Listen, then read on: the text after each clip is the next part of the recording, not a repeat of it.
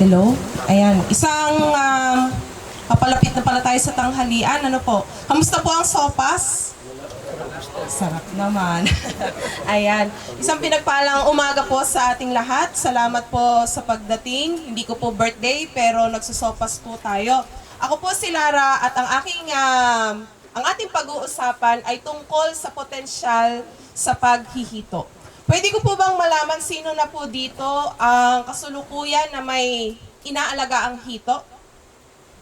Oh, okay. Siguro sa kabila po, maghihito pa lang.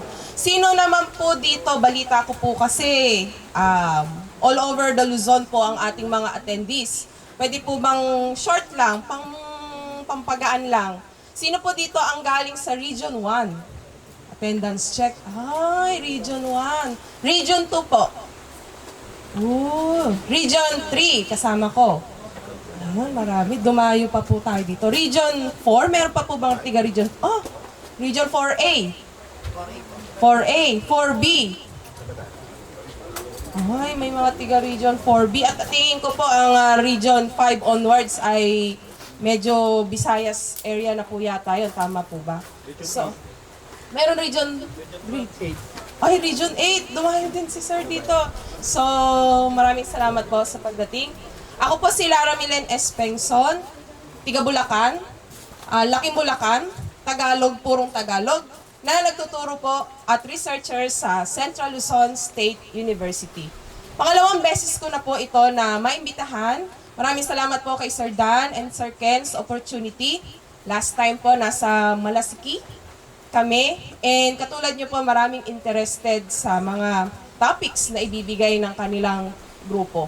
So, hindi lang po masyadong kita sa picture, pero parang umabot tayo, sir, sa 100 dito. Po? 125. Ang kinaibahan, closed area po ito, so talagang malayo yung ibang mga participant.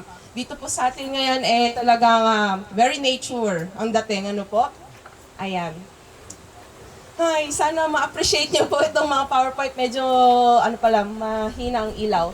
So, meron po ako mamaya, tuloy-tuloy po ito, ang matagumpay na kwento sa hito. Ayan, isa po sa may babahagi ko sa inyo, right after po ng graduation ko, ay nakapagtrabaho po ako sa isang feed company na nagpo-focus po sa hito. After no, nag-masters ako at involved po dito sa aking presentation yung mga pag-aaral ko na tungkol pa rin sa hito. After ng masters, nakuha po ako sa BIFAR, hito pa rin yung yung naging linya ko. Hanggang ngayon sa FAC, sa hito pa rin. And sa buong stay ko po na yon, 2017 hanggang ngayon, meron ako nakita na hindi sa favorite, pero from the training, katulad po ninyo, naging successful. So mamaya po, may papakita ko ang kwento ng matagumpay na kwento sa paghihito. Ayan. So ito po ay inihaw na hito. Ito po ay minsan controversial kasi yung iba hindi kumakain ng hito. Meron po ba dito na hindi pwedeng kumain ng hito o hindi kumakain ng hito? Ay, so lahat ay pwedeng kumain ng hito. Ito po ang usual nating setup or usual na nabibili natin. Tama po ba? Sa hito. Nung pandemic, time po ito na nasa BIFAR ako. Nung pandemic, biglang dumami ang demand sa hito fingerlings. Ayan, baka po isa ito sa mga posts nyo pa. Pandemic, ang daming humahanap ng supply ng fingerlings. Ang daming naghahanap kung saan pa pwedeng kumuha ng fingerlings. Kasi si BIFAR mismo, nung nandun po ako sa BIFAR, sa Muñoz, hindi po namin ma-supply ang pangangailangan. Pandemic yan. At sa kasulukuyan, nag-search po ako parang March, something sa March. Ang dami pa ring supply ng hito, may mga naghahanap pa rin, may natuto na kung paano magparami ng hito, pero may naghahanap pa rin. At hindi lang yon, sa kasulukuyan, may mga nag-o-offer na online, pati yung mga malalaking hito, pwede nang ibenta sa online. Kung may nagbebenta, ibig sabihin, may naghahanap pa rin. At sa ngayon, ito pa yung nakuha ko lang sa internet, baka meron dito mga tiga JNS, ayan. Yung kumpanya po ng JNS, hindi lang sila nag-o-offer ng buhay na hito, kundi na-develop na nila bilang produkto. So, nakita ko po ang trend na dumating tayo sa punto na walang supply. Ngayon may supply na. Pati yung supply na yun, pag lumaki, nagiging produkto na. Ang tanong, saan tayo ngayon involved? Magsusupply ba tayo ng fingerlings? Magsusupply ba tayo ng marketable size? O magsusupply tayo ng mga produkto na ganito? Layunin ko po ngayon sa lecture ko na mahikayat, para namang kakaiba, mahikayat kayo at bigyang kaalaman tungkol sa potensyal ng paghihito sa pagpapalaisdaan at bigyan diin ang pamamaraan ng produksyon, pag-aalaga, pagpapalaki, at ang papel nito bilang emerging species. Ang status po ngayon ng hito sa BFARS, in general po, sa aquaculture industry, ang tawag na po sa hito ngayon ay emerging species. Priority commodity ang tilapia, ang bangus, ang hipon, kasi yan yung sikat sa masa. Yan yung available lagi. Pero si hito, nakita ngayon ni BFAR, matagal nang may inihaw na hito, pero wala pang research, wala pa tayong data, wala pa tayong specific na standard paano talaga magpaanak. Emerging. Kaya naging emerging species po siya. Katulad po siya ni crayfish. Ayan, mga umuusbong or mga andyan na yung potential, nakikitaan ng potential. So, 10 years from now, makikita po ninyo, malamang si hito ay medyo maganda na ang production niya, pati si crayfish ay susunod na rin po. Yan. So, sa overview, meron po akong 5 main topics. Ayan. Overview lang. Si African catfish lang ang inaalagaan natin usually dito po sa part ng Luzon. May nag-aalaga din ng batrako sa gawing Visayas, pero mas gusto ng tao ang lahi ng African catfish dahil higit siya na mas malaki. Ayan. Paano malaman kung siya ay African? Doon po sa kanyang batok. Patulis siya. At yung iba, ito, usual po na mga naging presentation ko noon, hindi nakakalagnat, hindi nakakatibo. Pero ngayon po, may recent na pag-aaral na kaya ka pala nilalagnat ay depende sa iyong immune system. Kung mahina ang iyong immune system, talagang lalagnatin ka. Kahit ako po na matanda na, adult, mahina ang immune system ko, may chance na lagnatin ako. At depende rin sa age. Diba? Mga kabataan, ayan, humawak ng hito, magkaroon ng lagnatin, ayan. So, meron po kasi siyang present na toxin talaga sa kanyang palikpik. Ayan. Kanina nabanggit po ni Sir Eddie Boy na merong special na breathing organ or yung special na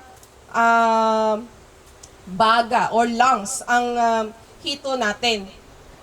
Maliban sa hasang, na katulad ng sa tilapia, meron po siyang yung, kung naglinis na po kayo or binuksan nyo na po yung gawing ulo ng hito, yung parang sponge or spongha, yon. Yung pong bilog na, ayan, itong picture na to. Sana nakikita nyo lang po. Ayan.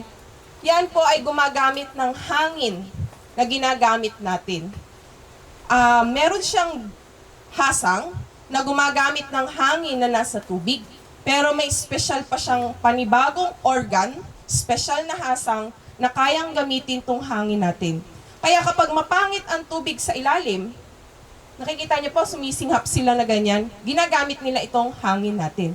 Kaya kahit gaano karami ang ilagay mong hito sa lugar na yan, maaari pa rin silang mabuhay for a certain period dahil gagamitin itong hangin natin. Ang tawag po doon ay arborescent organ. Konting info lang po kung nasa na yung status ng hito natin.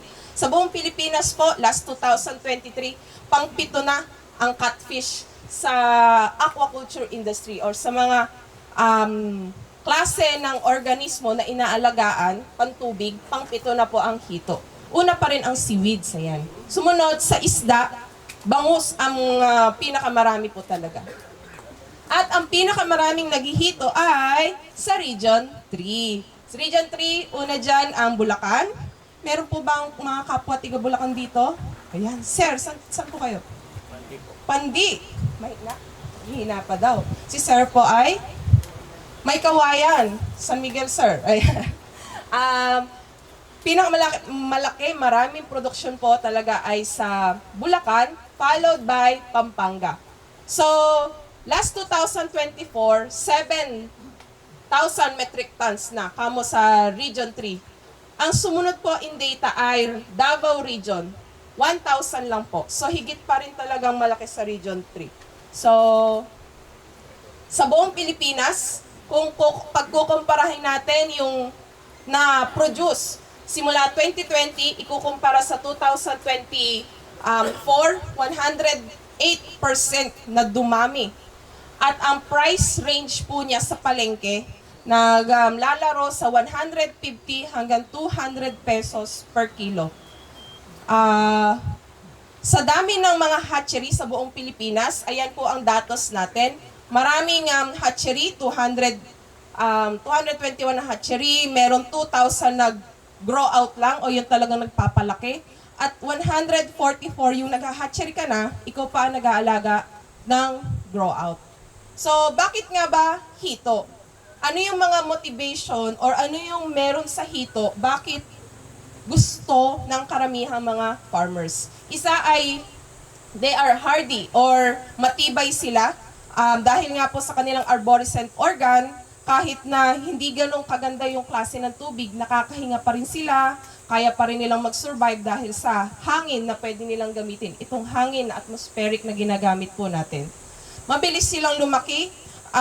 Conforme sa fingerlings na gagamitin mo, nakita po natin na sa 4 to 6 months, kaya pong lumaki ng hito. Depende pa rin po ito sa management na gagawin natin. At nakikita na natin na tumataas na ang demand. So, kung mataas ang demand, mabilis magpalaki, maghito na tayo. So, meron po ako ditong 6 na puntos na ibabahagi sa inyo. Bahagya ko pong bibigyan ng intro yung sa hatchery at gusto kong bigyan ng emphasis po yung sa grow out production natin. Ayan. May picture po sana dito ng mga hito, naglalabing-labing Sayang. So sige, natural ba na napapaanak ang hito? Yun po sana yung picture dito. Natural naman po silang nanganganak. Katulad po ng mga unang panahon, wala pang technology, wala pang induced spawning. Kaya normal sila at natural na makakapagpaanak o natural na makakapag-produce ng fingerlings. Yun nga lang po, ang downside kapag hindi mo siya natural na, or pag natural silang maglalabing-labing, natural na magpo-produce ng fingerlings in the wild, hindi maaalagaan at mababa ang survival. Kung ikaw ay mag-i-induce spawning, mag-artificial reproduction katulad ng ginagawa dito, maalagaan mo yung dami ng fingerlings at mataas ang survival. So, sa induced spawning na ginagawa natin ngayon, yung technology na meron tayo ngayon, sinasakripisyo ang mga lalaki. So, yan po ang role ng lalaki, hito. Kailangan silang patayin, tanggalan ng bayag. Natawa po kayo. Pwede po ba yun, ma'am? Gano'n na lang yung role din sana ng mga lalaki para dumami ang hito, patayin ng mga lalaki. Pwede po ba yun? So, yun po talaga ang role. Di ko ma-imagine kung masakit kasi pati po yung gawin ng utak may tinatanggal po. So, double kill po siguro. Tinanggalan ka na ng bayag, tinanggalan ka ng binuksan pa yung ulo mo, no? So, yun po ang role ng hito na lalaki. At kailangan po kasi yung pituitary gland o yung nasa gawi po ng utak para isaksak doon sa babae. Para maghilab, para madaling mag-produce ng itlog. So, induced spawning, kaya tayo nagpapaanak at hindi dumedepende sa wild ay para marami kang fingerlings o fry na ma-produce, mataas ang fertilization rate, mataas ang survival, at buong taon ka na may supply ng fingerlings. Controlled mo. Kapag kaya mo na mag-induce spawning, kapag may order sa'yo 100,000, makakapag-produce ka kaagad. So, ang picture lang po na ito ay pinapakita lang ang babae at lalaki. Ayan, at kung saang gawi, kinukuha yung PG. Kami po sa FAC, gumagamit pa rin kami ng PG. Hindi po siya yung utak. Pero sa mga local nating farmers, ang sinasabi talaga nila, kukuhanin yung utak. Katabi po niya ay yung utak. Pituitary gland na may, kapag dinurog mo yon may hormone doon. At yung hormone na yon, pag naisaksak mo sa babae, mas madaling maire-release yung eggs o yung itlog. Maaari din naman gumamit ng mga synthetic na hormone, nabibili din naman po ito sa online, pero dagdag kasi siya sa cost. So, ayan, pagsasaksak lang ng hormone, pag nakumpleto na yung paghihintay, 8 to 12 hours, makakakuha ka ng itlog, kukuhanin ang bayag, paghahaluin, at ilalagay sa hatching tray. So, from hatching tray, bilang ka lang ng mga 12 hours, magiging fertilize siya, and then magiging fry, 2 to 3 days, maghahanap na ng pagkain. So, 5 to 7 days, meron ka ng fingerlings na 1 inch. Ito po yung isa sa technology, simple technology na na-produce natin sa ating FAC. Hindi kami nagre-release or malimit kaming mag-release or mag-distribute or magbenta or maglabas ng stage 1 or 1 inch. Conforme po kasi sa lugar kung ano yung tawag. Kami, kapag 1 inch, stage 1 ang tawag namin. Ayun, humangin. Salamat po. Ayan. Stage 1, 14 days, 1 inch po yun. Hindi namin siya nire-recommenda sa mga farmers na mag-grow out kasi mataas pa po yung cannibalism, magkakainam. Tapos, pag nakita ni farmer na, pangit naman yung fingerlings ng FAC, namatay naman, wala na silang motivation na maghito sa susunod. Kaya po kami, ang ginagawa namin hanggang maging stage 3 na size or 3 inch. So, stage 1, after 14 days, paghihiwalayin namin yung malaki at maliit, bilang kaulit ng 14 days, stage 2, and then bilang kaulit ng 14 days, paghiwalayin, stage 3. So, ang nire-release po namin usually 3 inches or cigarette size. Or ano pa bang mga tawag? 3 inches, ayan, mga ganyang size po. Yung mga ganyan, medyo buhay na, mababa na yung chance na magkainan sila. So, ngayon, sa grow out, ano naman yung mga i-consider natin? More or less, kung halimbawa po na gusto nyong mag-fish pond, katulad ng nabanggit kanina ni Sir Eddie Boy, so, ganun din po yung preparation. So, ano po yung mga gusto ko sanang i-consider nyo kung kayo ay mag-grow out? The facility, feeds, fingerlings, management. Ayan. Sa facility po, maaaring gumamit ng fish pond. Ito, yung mga fish pond natin dito, pwede. Pero sa FAC po, ang fish pond namin, may semento sa dike, sa paligid. Kasi kung narinig nyo na, ay, lalakad yung hito nyo na yan. Totoo po yun, kasi matigas yung kanilang palikpik, may matigas na tinik, so kaya po talaga nilang lakarin. May pagkakataon po nung pandemic, umulan. Sobrang lakas ng ulan, nagsiahunan po. Ganun talaga yung term. Nagsiahunan yung mga isda namin, lumipat sa kabilang fish pond. So dahil po yun sa kanilang mga palikpik. Kaya, tsaka may chance din po, pag tumatanda yung fish pond na, ano tawag dyan? Na-erode, ano po bang tawag doon? Humihina yung dike, yung lupa, ayan, nasisira po yung dike nyo. At pwede rin po, ngayon nai-in na yung mga dating swimming pool, ayan, or ginagawang swimming pool, yung mga tangke. Ayan. Facility, ayan. Ito po ay may tubo, may tubig na lumalabas, at ito naman po ay irigasyon. Isa po din sa facility ay kailangan may maganda kang source ng tubig. Mahirap naman po yung magpapalaisdaan kayo na walang tubig, di po ba?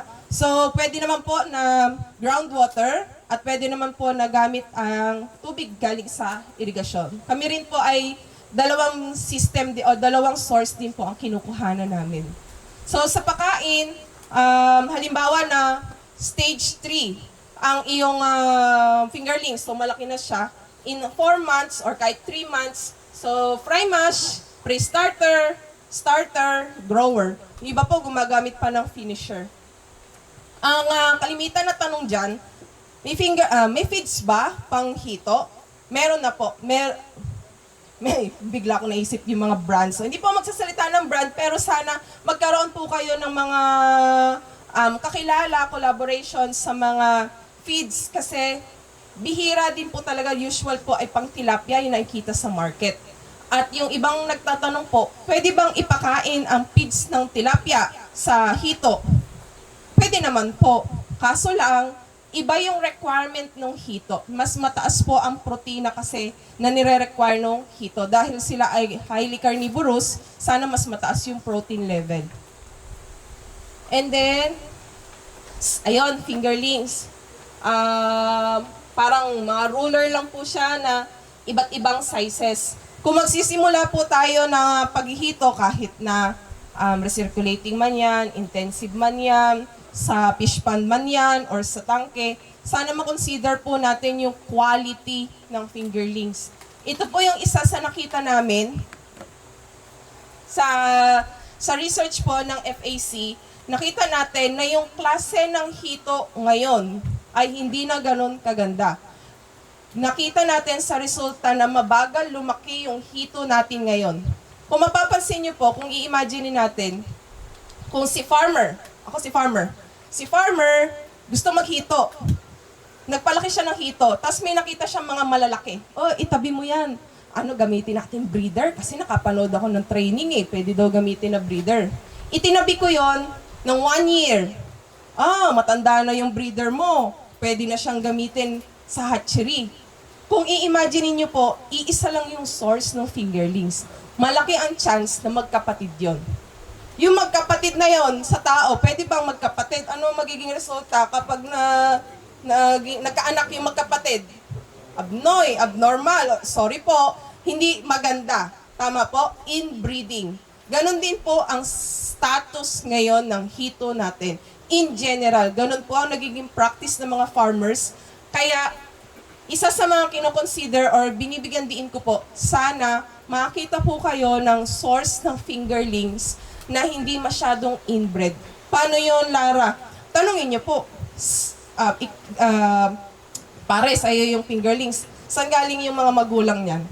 Yung bang nanay at tatay niya, magkapatid? Medyo magtatanong, medyo CI po yung dating. Kasi kung doon pa lang, sa kinuhanan nyo ng fingerlings, magkapatid na yon, more or less, yung anak o yung fingerlings na hawak mo ay inbred.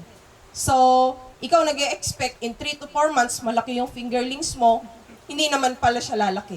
Ngayon po, alam ko na sa Mindanao area, may pagkakataon sila na nag-import, parang Davao area, nakapag-import na po sila from Thailand, which is good. Kami po ngayon sa FAC, meron na din pong ganong source from BFAR donation, kaso hindi pa po namin siya napaparami. Kaya kung pupunta kayo sa FAC, ang fingerlings na may offer pa rin po namin ay yung local o yung mga tulad ng ginagawa ng ibang farmers na breeding system. Management, ano tong picture na to? Ayan, nagpapakain. Sa management, may iba na nagpapakain 3 times, yung iba nagpapakain 2 times, o yung iba, ginagawa nila sa pag-harvest nila ay partial harvesting. So sana po, kung hindi kayo ang mag-aalaga, again, ulitin natin, sana trusted person din yung mag-aalaga ng inyong mga isda. Sayang yung picture, no? Ito ngayon yung isa sa pinopromote po natin, hituan sa babuyan. Nung last pandemic po, aware naman tayo na medyo hindi ganong kaganda ang naging sistema sa babuyan, yung ASF, kaya maraming piggery na na-abandon na. So, sa piggery, kung ma-imagine po natin, para silang mga maliliit na tangke na mambababa. Ano po? So, meron po tayong mga naging collaborators or mga naging kaibigan na in-improve nila yung kanilang mga piggery. Tinaasan nila yung mga piggery nila, kaya naging parang tank system po sila. Same na piggery, inayos lang yung piggery. Ito po yung pictures, hindi lang ma-appreciate. Ginawang makinis yung loob, inayos po nila. Pati yung water system, inayos. At pwede na silang alagaan ng hito. Ano po? Tingnan ko nga po, nakikita pa ba dyan sa side po na yan? Konti. Kita pa ba? Ayan. So, ayan, inayos po nila yan. Ang pinaka-importante po ay yung loob. Dahil kailangan po makinis siya at wala pong seepage. Ayan. Sa kasalukuyan po, ay nagagamit nila yan for grow out po sila. Harvesting, 4 to 5 months. Conforme po ito sa laki ng fingerlings na gagamitin ninyo. So, ayan po yung sizing kung depende sa requirement ng mga traders natin. Ito po yung mga solicited practices na nakita natin sa mga ibang farmers na naghihito din. Ito po ay isang farmer na talagang ginagawa niya yung fertilization. Katulad po na na-explain kanina ni Sir Eddie Boy, may mga tutubo kasi ng mga maliliit na mga halaman na magiging natural na pagkain para sa fingerlings natin. So bago siya tuluyang maglagay ng fingerlings sa kanyang fish pond, nagfe-fertilize siya. May natural food doon. So ito po ay fish pond or lupa. Earthen ponds. Ayan. So, nakakatipid po siya sa pakain dahil may natural food dyan. The same farmer, kita po ba dyan? Meron siyang hawak na timba at may mga malalaki siyang bilog na hawak. Yung bilog po na hawak niya ay feeds na binasa ng konti. Grower po ito. Tapos, dahil yung mga siya rin ang nag-harvest, siya rin ang nagbebenta, iniihaw niya, may sarili siyang stalls sa market na mabenta kanyang inihaw, yung mga hasang o yung mga pinaglinisan, yung mga intestine, ganyan. Dinudurog niya, sinasama niya sa feeds, tapos ginagawa niya mga parang bilog, parang graham ball na malalaki. So kaya niya ginawang bilog para magtagal sa ilalim ng kanyang fish pond. Para pwedeng gawing pagkain ng mga isda niya. Different farmer naman po, gumagamit sila ng duckweed o lemna.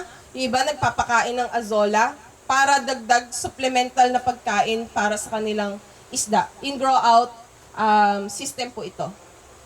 Ano to? Partial harvesting naman po ito. Hindi sila nag-harvest totally.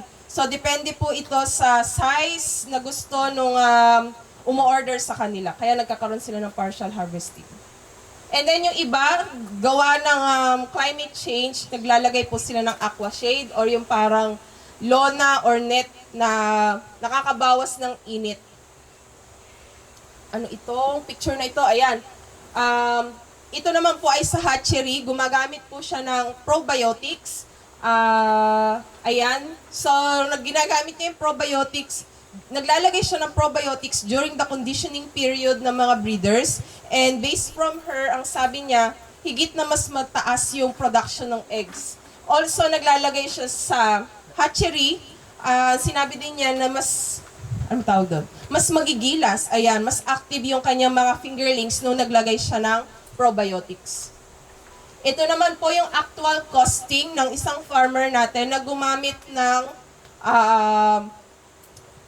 tangke o yung hituan sa babuyan. So, para po ma-zoom in natin. Ayan. So, sa isang cycle ni farmer, ito po ay from him from the Marie Chris Aqua Farm. Si farmer na gumamit ng 4 inches. Ayan. Hindi lang basta 3 inches.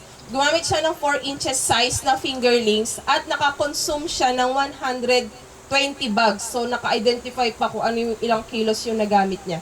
With the electricity, ang nakonsumo niya sa kanyang tank system ay 191,000.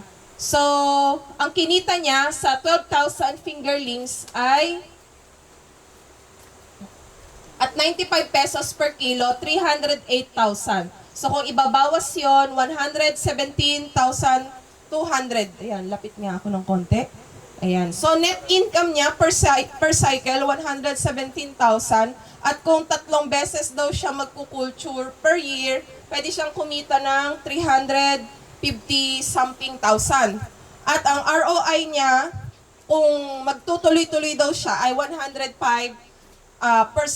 Pero ito pong gross sale niya, net income niya per cycle ay sa kanya din po nanggaling. So, ang input niya ay feeds, syempre yung tubig, dahil may electricity tayo. And then, ang assumption dito ay kung ang gate price mo ay 95 pesos. So, yon. Bali, ang kita niya ay sa isang cycle at tank system, 117,000. Yun lang, medyo mataas talaga ang puhunan dahil sa feeds. Pero yun lang naman po ang medyo talagang gagastusan natin yung feeds. Kung iniisip niyo po, yung ginastos niya sa mismong tangke, yun naman po ay may pauna na siya dahil babuyan po yun dati. Parang inayos lang po niya yun. Ilang square meter, ma'am, kada tangke? Ha? Ilang tangke?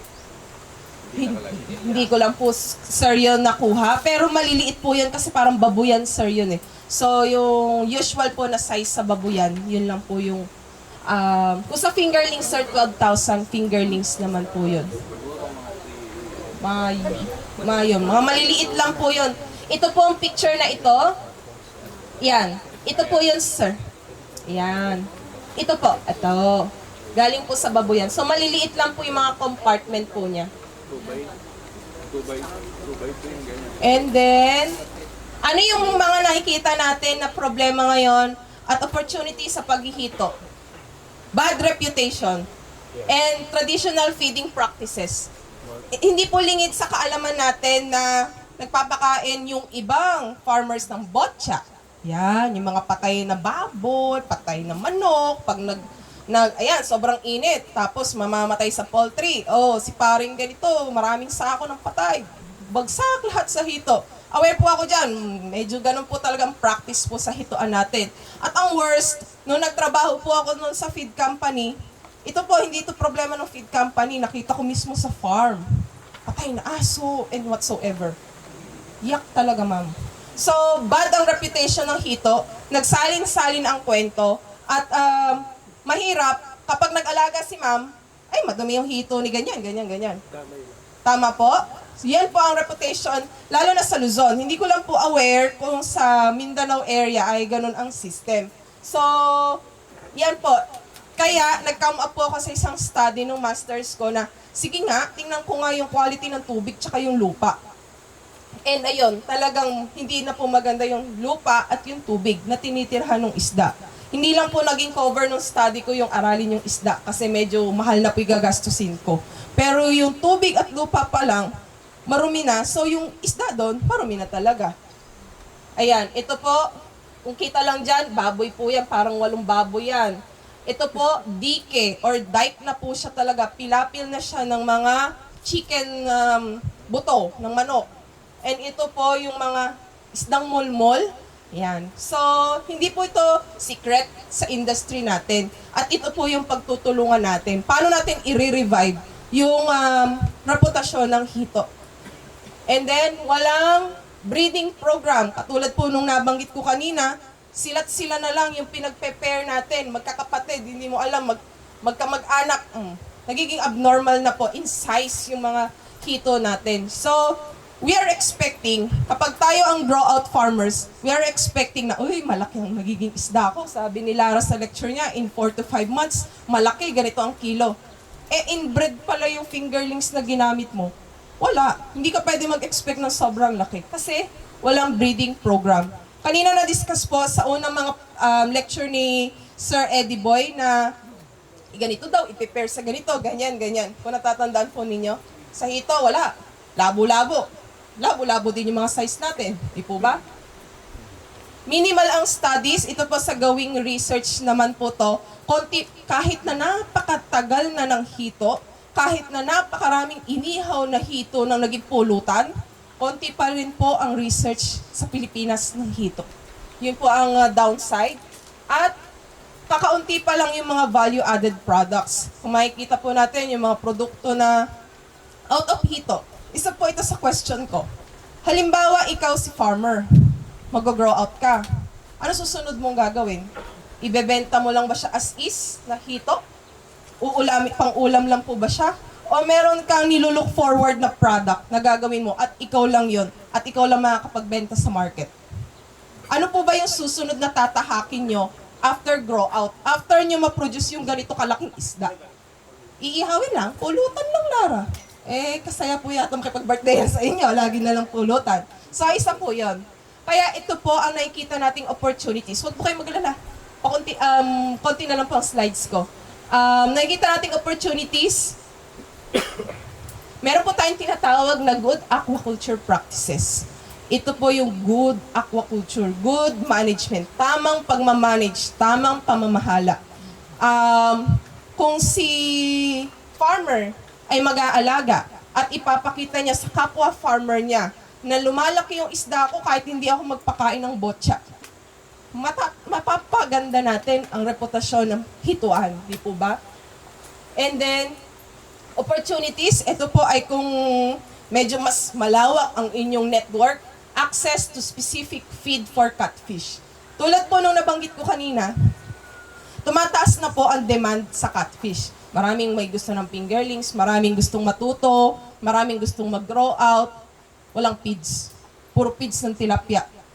Eh kung may mas mataas-taas na budget dito, why not focus sa feeds kaya. Tapos gawin mong accessible sa mga farmers. Kung nakikita natin na matibay yung hito, kayang gamitin daw tong hangin na to, o hito nga si farmer, wala namang maipakain. Pero kung ikaw, ma-offeran mo siya ng feeds na panghito, mataas ang protina, di okay, di po ba? Next, opportunity, identified growth status of locally available fingerlings. Ayan. Doon po sa result namin, sa research na pagkumparahin yung fingerlings natin in general na napoproduce sa Pilipinas, kinumpara po namin siya sa Thailand na size, kalahati. Same age, kalahati ang size ng sa Pilipinas. Ganun na po naiiwan ang fingerlings natin. Yes, makakakuha po kayo ngayon sa Mindanao. Hindi ko lang po alam kung sino yung farmers, pero may chismis lang na ganon, na may nakapag-import na daw from Mindanao. Hello, nasa Luzon kami. Paano ang access namin sa Luzon? No? So, opportunity din po ito for collaboration.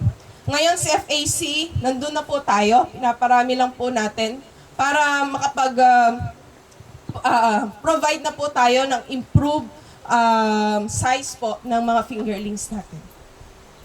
Ayan po, yung mga ongoing study po natin. Since nakita natin, ang tagal-tagal na nung hito, wala pa nag-study sa ganito, ganyan, ganyan. Yun na po yung ginagawa namin ngayon sa FAC. Ito po yung picture. Cagayan. Kumuha na, si farmer po from Cagayan ay may inimport. Yeah, inimport na hito from Thailand din po yata ito. Kaso si farmer parang bumaba o humina yung motivation niya. Kaya, dinonate na lang niya sa amin. Nasa FAC po ngayon yan. And it's imported. Magandang lahi. And opportunity sa mga kapwa ko na gusto mag-develop, mag-commercialize, mag-support ng mga value-added products. Ngayon po sa FAC, meron na po tayong isa pa lang, sa tinagal-tagal, isa pa lang ang value-added product po namin. Just last year, catfish, sorry po, catfish juveniles o yung mga stage 3. Ito po, ginamit namin yung mga fingerlings o stage 3. Medyo malalaki naman na po. Tinanggal lang yung ulo. So, para siyang sardinas, Spanish style. Bakit yung size na yon? Para wala nang issue. Kasi pag malalaki, sinasabi niya kumain ng botcha. O di yung size na hindi kumakain ng botcha, yun yung gawin natin produkto. No more questions. Tama po ba? So, yun po yun. And kapag interested po kayo sa nandito na nga po tayong lahat, interested sa training, ituloy ko po yung success story po ni FAC. So, meron pong isa sa umattend sa training namin last time na naging eager talaga siya mag-catfish. So, sobrang eager niya, ayan, umattend siya, nagkaroon ng hands-on activity with our dean and director po, nagpatayo ng hatchery. If you are familiar with Marie Chris Aqua Farm, so ayan po sila, nagpatayo ng hatchery. Groundbreaking po ito. Gulat na lang kami. Parang, ay, kabilis naman nun. Oh, may hatchery na po sila. At ngayon, nag-grow out sila. At may mga products na din po sila. Live hito, yes, usual, mga kabili ka. Meron silang fish and frozen daing hito. May whole chop dress hito. May tidbits hito. Ibig sabihin, from the grow out, may inisip na nila anong susunod natin gagawin. Ibebenta lang ba natin sila na live? Or pwede tayong gumawa ng produkto na tayo lang din ang magpo-provide sa market. Di po ba? So, I consider it a success story kasi bihira yung ganon na from training, nandun yung passion, natuto siya, at isa rin po ay hindi niya binitawan kasi yung communication sa office namin. Kaya tuwing may tanong, okay lang, kahit makulit, sige, sasagutin namin para makatulong, para makita na may opportunity talaga sa paghihito. Gano'n siya, for me, at my level, paano ko siya nasabing success story? Kasi nakita na niya yung profit, yung kita.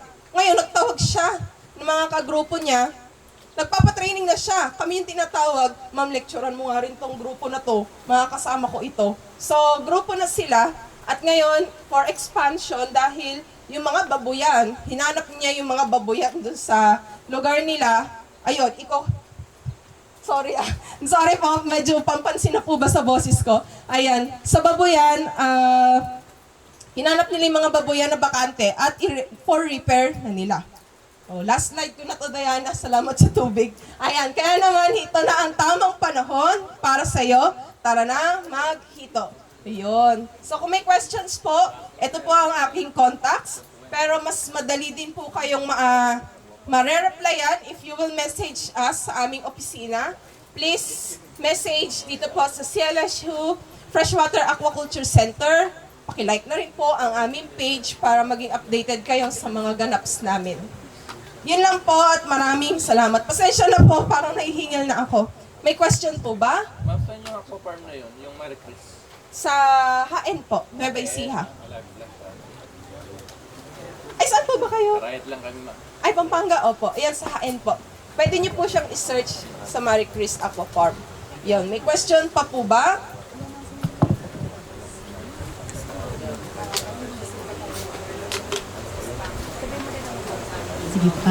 Sige po, proceed po tayo sa question and answer. Baka po meron kayong hindi na-raise na questions kanina. Time na po ito. Ayan po, sir. Halimbawa ma'am, 200 square meters, mga ilan po dito ang kailangan na ito? Ano po ba ito, sir? Fish pond or sa tangke? Dati po siyang Babuyan. swimming pool. Swimming pool. Pwede 7 rin po. feet ang taas mo. Huwag niyo na pong i-7 feet kahit hanggang bewang lang po ang tubig. Basta pag po tangke, ang kinoconsider natin, mas mataas po na stocking. Pwede po kayo mga 50 hanggang 100 pieces kada square meter po. So kung 700 po yon times nyo lang po 50. Basta 1 square meter, 50 to 100 po. Pwede po subukan nyo muna yung 50. Pag halimbawa kumita, dagdagan nyo na lang po. Gawin yung 100 sa susunod. Mas mataas po ang stocking sa tangke kesa sa fish pond. Kasi po sa tangke, mas control nyo yung environment. Mas control nyo yung magiging tubig kasi swimming pool siya. Pag nakita nyo berde na, pwede nyo buksan agad yung tubig. Yun po. Yes po. Anong water quality ang kailangan maintain sa tangke? Tangke po. Siguro sir yung temperature, tapos yung ammonia. Kung halimbawa sir na ngayon nauusap po kasi mga probiotics, mas okay po yung magiging tubig kapag po may probiotics. Pero kung wala pong application, siguro po by every week buksan nyo sir yung water exchange po kayo. Full drain? Kahit yes sir, 1/4 sir ang itira niyo po siguro. Medyo matibay naman po yung isda. May mga pagkakataon lang po kasi na yung mga experience na, kasi po may mga farmers na mga botya, kahit sa tangke nilalagay, medyo mabaho po kasi sir. So kung purong feeds, hindi naman po sir gaano magiging madumi yung tubig. Huwag na lang po kayo sir magbotya. Yun po. Hindi ba nare-replace yung kumbaga every yung full cycle ba niya, walang palitan ng tubig? Depende sir. Yung iba pong feeds na may ina-apply pang iba, halimbawa probiotics, ang sinasabi po nila, limited or hindi ganun kadalas yung pag-water exchange, tipid ka sa tubig. Pero kung wala po kayong ilalagay, I suggest po every week sa unang mga buwan, tapos kapag sir, okay na po yun. As is na lang. Pag din po bago kayo mag-harvest sir, mag-water exchange po kayo. So kung 4 months kayo sir sa tangke, siguro sir yung unang month sir, mag-exchange muna po kayo every week sir. Kasi maliliit pa po sila, kumbaga nag-a-adapt pa po dun sa tubig po nun. About yung water disposal. Kasi meron kaming farm, may kalapit na parang buhay na ilog. Isip ba namin, pwede ba namin? Sa ilog. Ganong ba? Pwede naman po. Yung tanong ko, yung water disposal, pagka mag-release ka ng tubig para doon sa hito, ano ba siya? Kasi yung farm namin, kunwari, interested kami din sa mga galvanized ponds. Pagka mag-release ka ba ng tubig, syempre, ayaw naman namin tatapo lang sa katabing lupa, mapapanding lang, puputik. So, hindi naman siya katulad ng kabahayan na may drainage na parang may pwede mo ma-dispose ng Apo. tubig. Pwe- Ngayon, meron kaming river na malapit na parang pwedeng tapunan or kung, ang tanong ko is, pwede bang Pwede. i-release yung ganong type of water? Opo, sa- sir.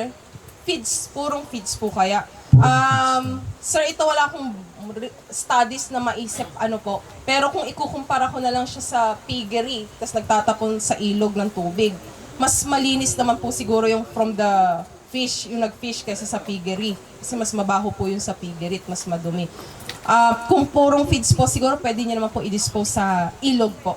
Pero sir, sayang kasi nutritious yung tubig. Baka may mga plants kayo doon, may mga plantita doon. Pwede niyo po ipandilig doon sa mga gulay niyo or Para lang po ma-utilize po yung tubig. Parang pwede Mataba po kasi, sir. ilipat sa isang parang pond, sanitary. Opo, na mas mababa para diretso lang doon. Pandilig, sir. Sayang po kasi. Pero kung sa ilog, sir, okay naman po, sir, sa ilog. Walang mga Ala pa naman po, sir. Hindi pa ganun siya ka-strong kasi ang regulations. Si sir po. Mga questions lang po. Again, Prof, thank you for the informative and very well-presented presentation Thank you po. on behalf of this batch. I'm Mark Lamarena po from Tarlac. Trader po ako. No? To give a background lang po, I partner with a AAA